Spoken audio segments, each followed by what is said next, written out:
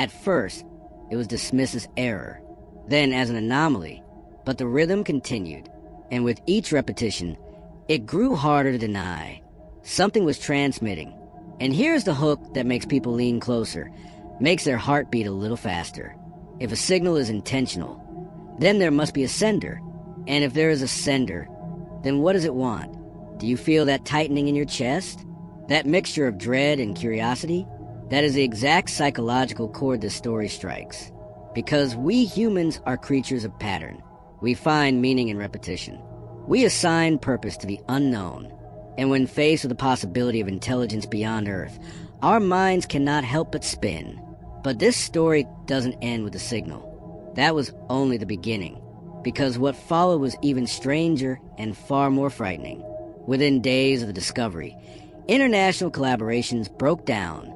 Access to the telescope's raw streams was revoked not only from the public, but from European and Canadian partners who had helped build the mission.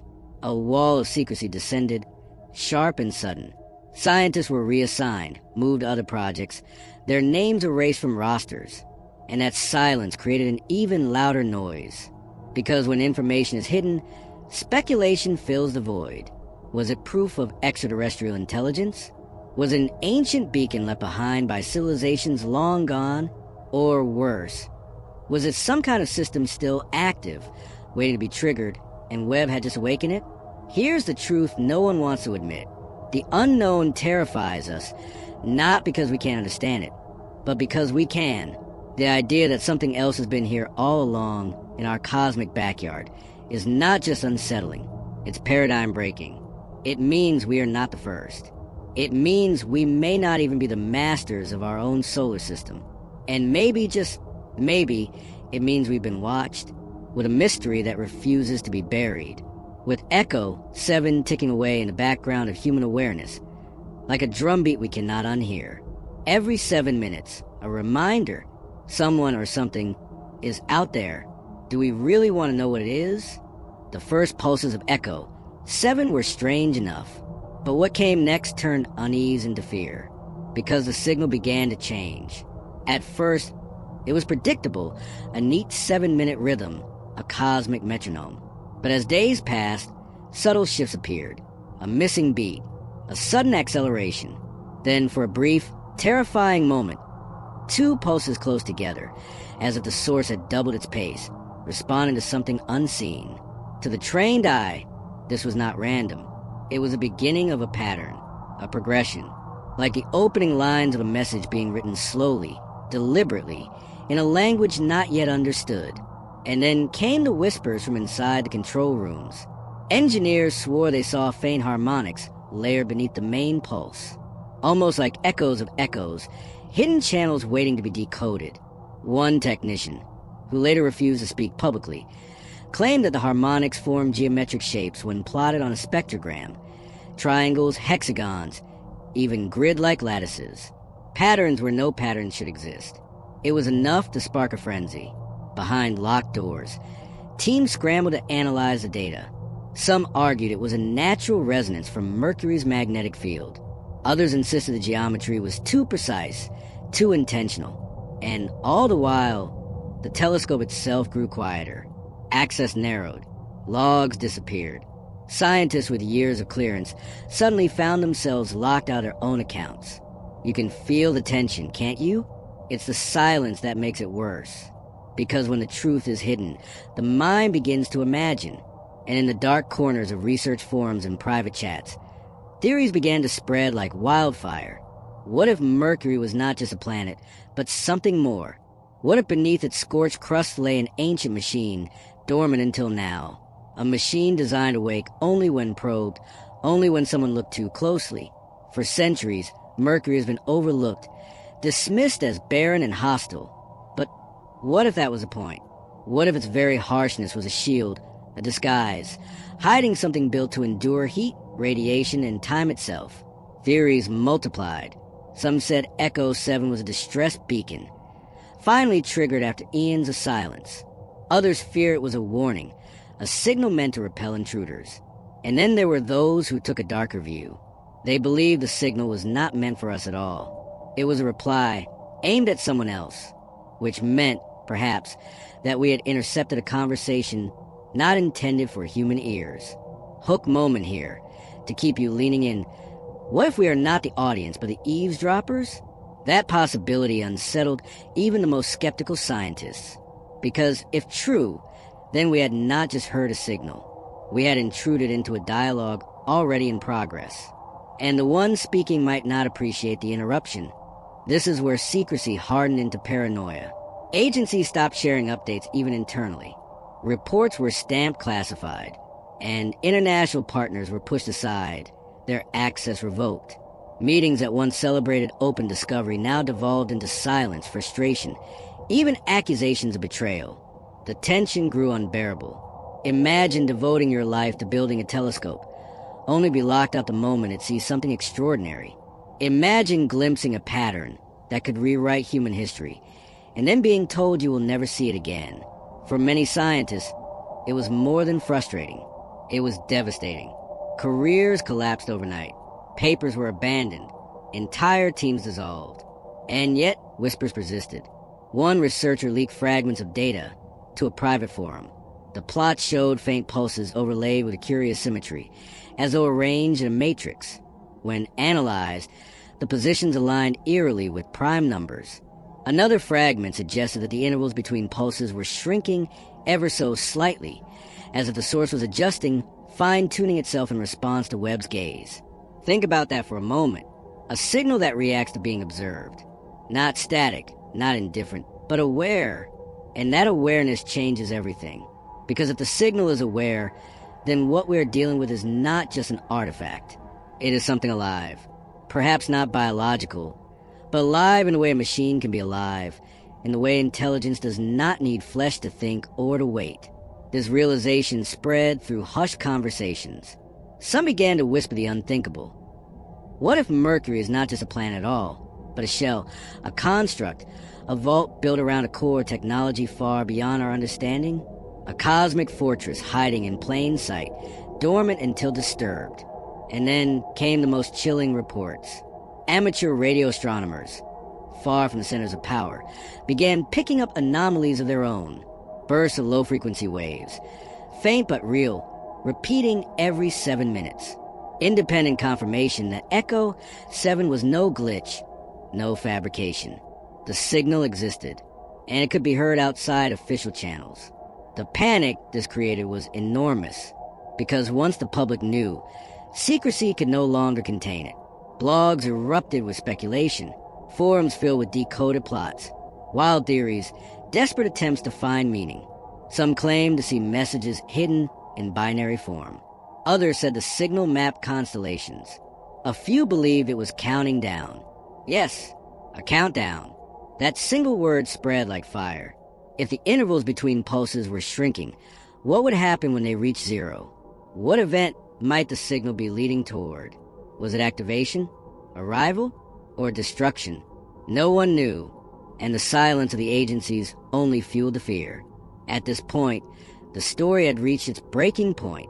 Tension was everywhere, in scientific circles, in government offices, in late-night conversations whispered over glowing screens. The sense was growing that something enormous was unfolding, something humanity was not prepared to face. And the most terrifying thought of all was this. Maybe we already triggered it.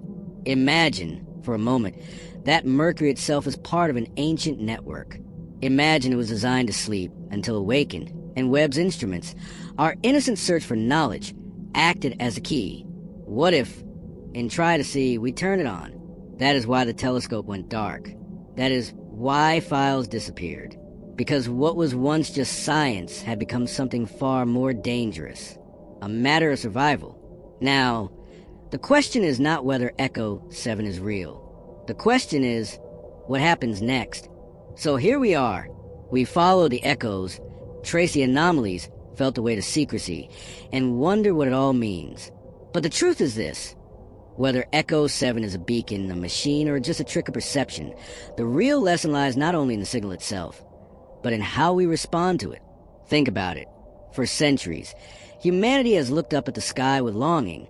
We've wondered if we are alone, if there are others like us, if the universe hides companions or rivals in its endless dark, every telescope, every mission, every faint whispered discovery is driven by this hunger. And yet, when faced with the possibility that something is out there, what do? We shut down. We bury the data. We hide from the very thing we've been seeking. That reaction says something profound about us. It says that we crave knowledge, but fear it just as much. We want to touch the unknown, but we tremble at the thought of what might reach back. Pause here. Let that sit, because deep down we all know the feeling. It's the same when you stand at the edge of a cliff, staring into the vastness below. Part of you wants to leap, part of you wants to step back. Curiosity and fear, forever intertwined. Echo 7, whether real or imagined, forces us to face this paradox. If the signal is true, then we have just brushed against something greater than ourselves. Something ancient. Something that does not need our permission to exist.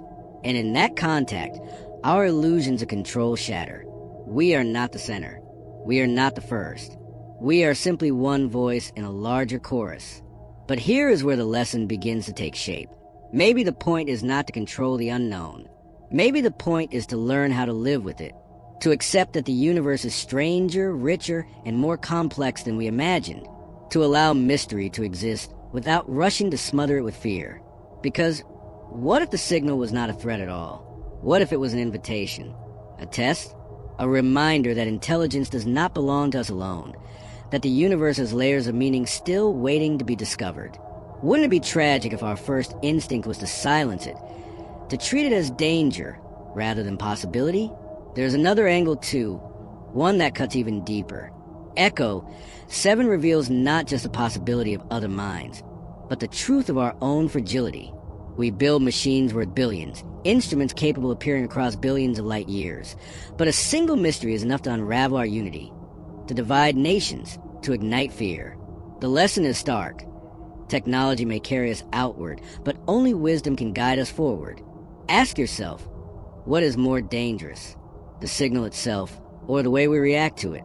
Because if our response to the unknown is secrecy, mistrust, and fear, then we may doom ourselves long before any alien intelligence ever does. But if our response is curiosity, humility, and cooperation, then maybe, just maybe, we are ready for the next chapter of our story. This is the heart of it. Echo 7 may or may not be real. It may be an artifact of noise, a quirk of instruments, or a shadow of something ancient still alive beneath Mercury's crust. But what matters most is how we choose to interpret it. Do we see it as a threat, a warning, or as a challenge to grow, to expand, to imagine more than what we currently know? And perhaps, in a way, that is the true gift of mystery. It stretches us. It forces us to confront the limits of our understanding. It humbles us, but it also ignites our creativity, our imagination, our drive to reach further. Without mystery, there is no wonder. Without wonder, there is no progress. So let me leave you with this thought. Maybe Echo 7 is not just a signal in the void. Maybe it is a mirror, a reflection of our own hopes and fears, bouncing back at us through the vastness of space. Maybe it asks us a question we have avoided for too long. Are we ready? Ready to face the truth that we are not alone. Ready to accept that the universe is bigger than our fears. Ready to step into the unknown not with trembling hands, but with open eyes. Because at the end of the day, the cosmos does not need our permission to be strange. It already is. The choice is not whether the universe holds secrets, but whether we are willing to face them. So the next time you look up at the night sky, remember this. Somewhere, every 7 minutes, a pulse might be echoing.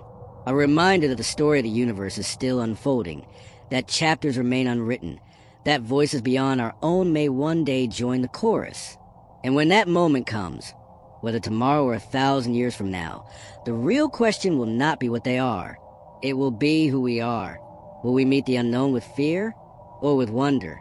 That is a lesson of Echo 7, and it is a lesson for us all. Imagine waking up one morning, scrolling through the news, and seeing a single headline that makes your stomach tighten. A space telescope, the most advanced instrument humanity has ever launched, has been suddenly placed into safe mode. No explanation, No press conference, just silence. And then rumors begin to spread. Whispers from inside the agencies, from anonymous voices, from fragments of data that escaped deletion. They all point to one thing. The telescope saw something it was never meant to see. Not in a distant galaxy, not in the frozen light of the early universe, but here, close to home, within the borders of our own solar system. What it captured was not chaos, not random cosmic noise, but a signal, a pulse, something structured, repeating. A whisper from the void that seemed impossibly intentional. Pause for a second. Let that sink in, because if that is true, then the universe around us is not as silent as we once believed. They called it Echo 7, a simple name for a terrifying discovery. A rhythmic burst of energy, arriving every 7 minutes with uncanny precision. Not the jitter of natural radio waves, not the unpredictable chaos of solar storms, but a pattern, a beat, like the ticking of a cosmic clock. And the moment that data was confirmed, access was cut off. Screens went dark. Accounts were revoked. Files vanished from public servers. The official statement was vague. The telescope had experienced calibration issues. Nothing serious, nothing to worry about. But those who had glimpsed the raw data knew better. Something had spoken from the depths of space, and humanity had heard it. Think about that. For decades, we've searched the skies, sending out messages, hoping someone might answer. And now, when the faintest reply seems to have arrived, the response isn't celebration. It's secrecy, lockdown, silence. Why? Why would the discovery of a signal, if it truly exists, cause fear instead of joy? Because perhaps what spoke to us wasn't welcoming. Perhaps it wasn't even meant for us. Here's where it becomes unsettling. The signal didn't come from a faraway star. It didn't come from outside the galaxy. It came from inside our own solar system. Its echoes traced back, aligned with an unlikely source, a barren region near the orbit of Mercury, scorched by the sun, a place thought to be lifeless, empty, hostile. Yet there, hidden in the waves of radiation, something pulsed, something awake. Echo 7 became a whispered code among scientists who dared to speak of it. Some described the waveforms as almost mathematical, like sequences of prime numbers woven into the noise. Others insisted the pulses carried layers, harmonics stacked upon harmonics, as though multiple channels of information were embedded within a single burst.